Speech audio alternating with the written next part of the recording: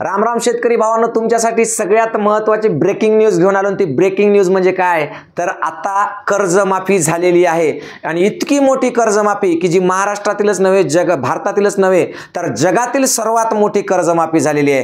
तुम्ही म्हणसाल हे कसं शक्य झालं सर? का शक्य होणार नाही? कारण निवडणुकीच्या आधी स्वतः देवाभाऊ काय म्हणले होते? पुन्हा सरकार आलं की आमच्या शेतकऱ्यांना पूर्ण कर्जमाफी आपण देणार आहोत। शेतकऱ्यांचा 7-12 करूया कोरा कोरा कोरा कोरा 7-12 शेतकऱ्यांचा करण्याचा निर्णय आपल्या सरकारने घेतलेला आहे। ते म्हणले होते की आम्ही शेतकऱ्यांचा 7-12 कोरा करणार। कोरा कोरा कोरा, इतका कोरा की त्याच्यावर जमिनीचा सुद्धा गुंठा दिसणार नाही, इतका कोरा करण्याची त्याने जणू काही शपथच घेतली होती आणि त्याच पद्धतीने आता 7-12 कोरा करण्याची वेळ आलेली आहे। बरोबर आहे। पण निवडणुकीनंतर अजित पवार मात्र काय म्हणले माहिती आहे का की आथरण पाहून पाय पसरा, किंवा मी कधीही माझ्या भाषणात कर्जमाफीचं बोललो नव्हतो आणि त्याचबरोबर ते असं सुद्धा म्हणले की 31 तारखेच्या आत आपापले पैसे भरा पीक कर्जाचे। येत्या 2-3 दिवसामध्ये 31 मार्च पर्यंत कर्ज भरून मोकळे व्हा, कर्जमाफी होणार नाही।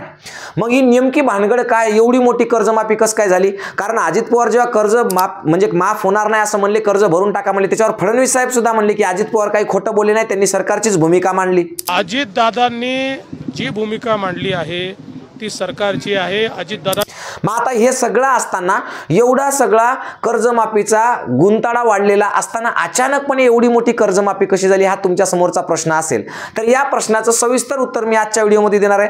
तुम्हाला सांगणार आहे नेमकं महाराष्ट्रामध्येच नाही तर या भारतामध्ये नेमके कोणाकोणाचे किती कर्ज माफ झाले, कर्जमाफीमध्ये किती रकमेपर्यंतचे झाले, कोणत्या अटी आहेत आणि कोणाकोणाचं कर्ज माफ झालं आणि कोणाचं इथून पुढच्या काळामध्ये होऊ शकतं, हे सगळं इत्यंभूत अगदी आकडेवारी सहित तुमच्या समोर मांडणार आहे। त्याच्यामुळे व्हिडिओ शेवटपर्यंत पाहून तुमचं त्या यादीत नाव आहे की नाही पाहून घ्या, कारण नावासहित सांगायलो बरं का मी यादी। पुन्हा म्हणू नका सर आमचं नाव नाही, तर नाव, गाव, पत्ता, तुमचा कार्यक्रम सगळा एकदम फिट सांगणार आहे। तत्पूर्वी एटीएम गुरु हे चॅनल सबस्क्राइब करून ठेवा, कारण तुम्हाला वारंवार अशा ब्रेकिंग न्यूज द्यायचं काम पडणारच आहे आपल्याला, आहे की नाही।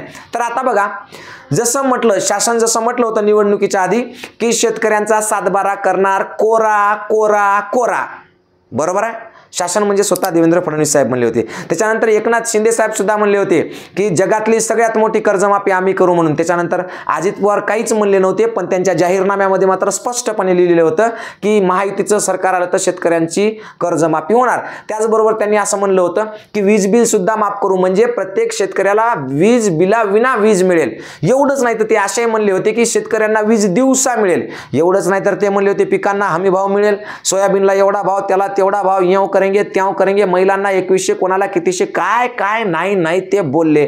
पण हे बोलल्यानंतर जेव्हा प्रत्यक्ष निवडणुका झाल्या, भरघोस मतानं निवडून आले सगळेजण, पुन्हा एकदा सत्तेत बसल्यावर एकाने एक यांचं बोलणं सुरू झालं।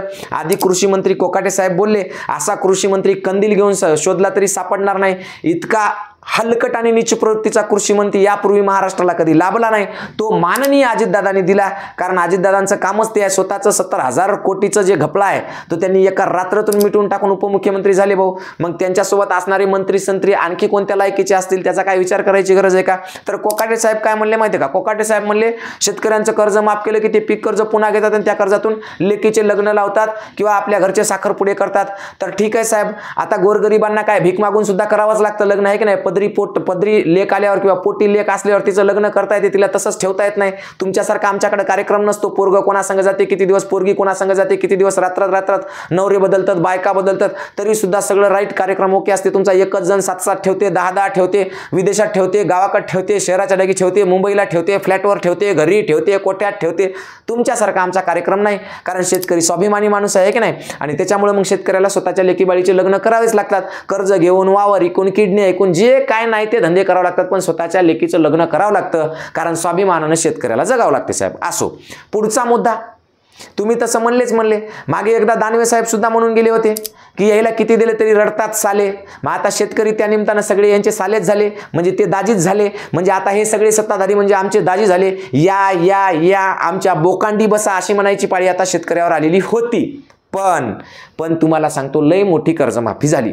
आता कर्जमाफी कशी, एकदम सोपं करून सांगतो। सध्या महाराष्ट्रामध्ये एका वर्षामध्ये 2607 शेतकऱ्यांनी आत्महत्या केल्या। किती? 2607 शेतकऱ्यांनी आत्महत्या केल्या. एवढ्या मोठ्या आत्महत्या झालेलं पाहून सरकारला इतकं वाईट वाटलं की सरकारने कर्जमाफी करायचं ठरवलं. पण कर्जमाफी कोणाची केली माहित आहे? 4 एप्रिल 2024चं सांगतो, त्याच्यानंतरचं सांगतो, आधीचं सांगतो, सगळंच सांगतो.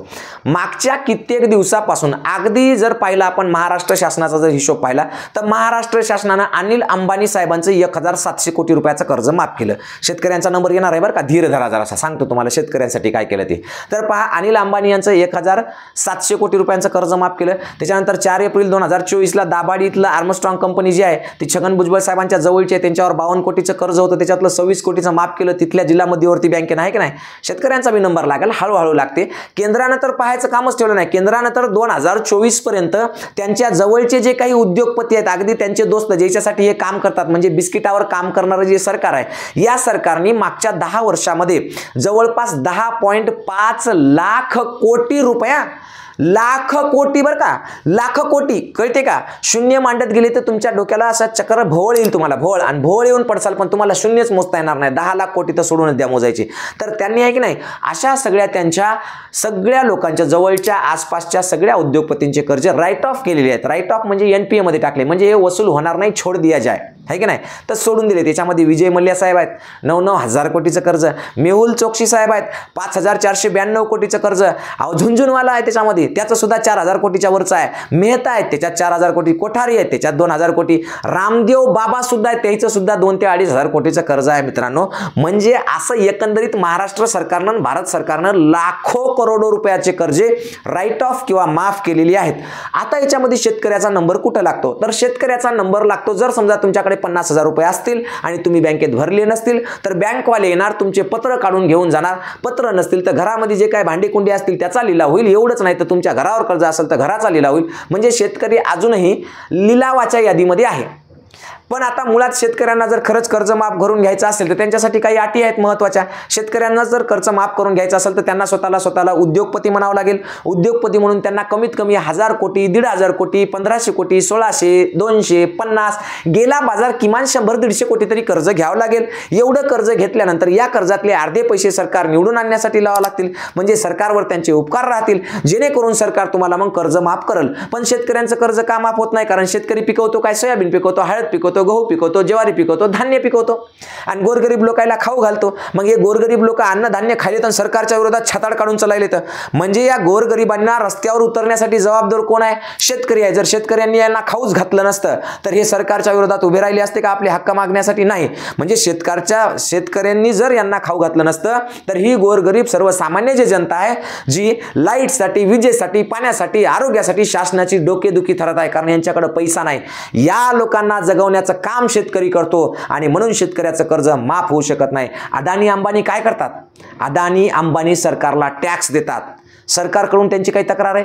काहीच नाही. कारण सरकार म्हणलं ते त्यांचं ऐकते. त्याच्यामुळे सरकारकडून यांना कोणत्याही प्रकारचा त्रास नाही, काही नाही. म्हणून या लोकांची कर्जे माफ होतात. उद्या समजा 200 सभा लावायच्या असल्या तर खटाखट विमानं पाठवल्या जातात यांच्याकडून, खटाखट पैसा पाठवला जातो, म्हणला तेवढा निधी पक्षाला दिला जातो, म्हणून यांची कर्ज माफ होतात. पण शेतकरी काय करतो? शेतकरी गोरगरिबाचे पोट भरतो, आहे की नाही, स्वतः उपाशी राहतो, पण आपल्या शेतातला अन्नधान्य गोरगरिबाला देतो, आहे की नाही, कवडी मोल भावानं देतो. रात्रंदिवस काम करून शेतात एवढं सगळं करतो आणि 5 रुपये, 10 रुपये, 20 रुपये, 15 रुपये किलोनं आपल्या शेतातलं अन्नधान्य लोकांना देतो. लोक तेच खातात आणि पुन्हा म्हणतात मग आम्हाला आरोग्य सुविधा भेटली नाही, आम्हाला वीज भेटणं झाली, आम्हाला पाणी भेटणं झालं, आम्हाला शेतीमालाला भाव भेटणं झालाय, आम्हाला याव भेटणं, त्याव भेटणं, शाळा भेटणं, सरकारी शाळा नाहीत, हे नाही, ते नाही.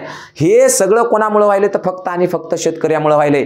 शेतकरी जर शेतात काम केलं नाही आणि त्यानं जर अशा प्रकारचं अन्नधान्य उत्पादन केलं नाही तर असे गोरगरीब लोक जे आरोग्य, पाणी, वीज यांच्या समस्या घेऊन सरकारच्या विरोधात बोंबलतात, असे बोंबलणारे जगलेच नसते, मरून गेले असते जागेवर. जसे की 2607 शेतकऱ्यांनी एका वर्षात आत्महत्या केल्या, तसे हे बी सगळे मरून गेले असते. आणि मग सरकारला कोणासाठी काम करायचं काम राहिलं असतं? फक्त आणि फक्त त्यांचे मित्र उद्योगपती. गोरगरिबांसाठी काम करायची गरज नाही. मग वीज बिल मुक्तीतून, म्हणजे वीज बिल मुक्ती केली काय नाही केली काय कोण विचारणार? दिवसा लाईट देतो म्हणले, दिली की नाही कोण विचारणार? आरोग्य सेवा पुरवतो म्हणले, दिले की नाही आरोग्य सेवा कोण विचारणार? शाळा मोफत करतो, शिक्षण मोफत देतो, शिक्षणामध्ये असा बदल करतो म्हणले, पण हे बदल केला की नाही कोणी विचारणार का? कोणीच नाही. लाडक्या बहिणीला 1,500चं 2100 रुपये देतो म्हणले, पण दिलं की नाही विचारणार कोणी? उरणार आहे का? कोणीच नाही. आणि म्हणून शेतकऱ्यांचा नंबर त्या यादीमध्ये कधी येत नाही. म्हणून शेतकऱ्यांना जर कर्जमुक्तीच्या यादीमध्ये यायचं असेल आणि स्वतःवरचा सातबारा कोरा करायचा असेल, एक तर तुमची सगळी जमीनच कोरी करा, म्हणजे सातबाराला तुमच्या गुंठावर बी रान ठेवू नका, तर तुम्ही कर्जमुक्त होसाल. नाही तर अदानी अंबानी यांच्यासारखं करोडोनं कर्ज घ्या, काय करायचं ते करून, आणि सरकारला वारंवार त्यांचे धोरणं राबवायला, त्यांना निवडून यायला मदत करा, पैसे द्या, सगळं काही करा, तर मात्र तुमचं त्या यादीत नाव येऊ शकतं. किंवा एवढं जमत नसेल तर किमान अन्य धान्य पिकवू नका, सर्वसामान्य लोकांना जगवू नका. ते जगल्यामुळे सरकारवर अतिरिक्त ताण यायलाय, तो ताण कमी करण्यासाठी मदत करा. इथल्या लोकांना उपाशी मरू द्या. जगाचा पोशिंदा म्हणून स्वतःचीच थोपटून घ्यायची, स्वतःचीच लाल करून घ्यायची तुमच्यातली जी सवय आहे, ती सवय बंद करून टाका. जगाचा पोशिंदा होण्यापेक्षा कर्जदार व्हा आणि मोठे व्यवसाय करून मोठा कर्जदार व्हा, आणि त्याच्यात समाधान माना. एवढी तुम्हाला कळकळीची विनंती करतो आणि थांबतो. जय हिंद, जय महाराष्ट्र, जय भारत.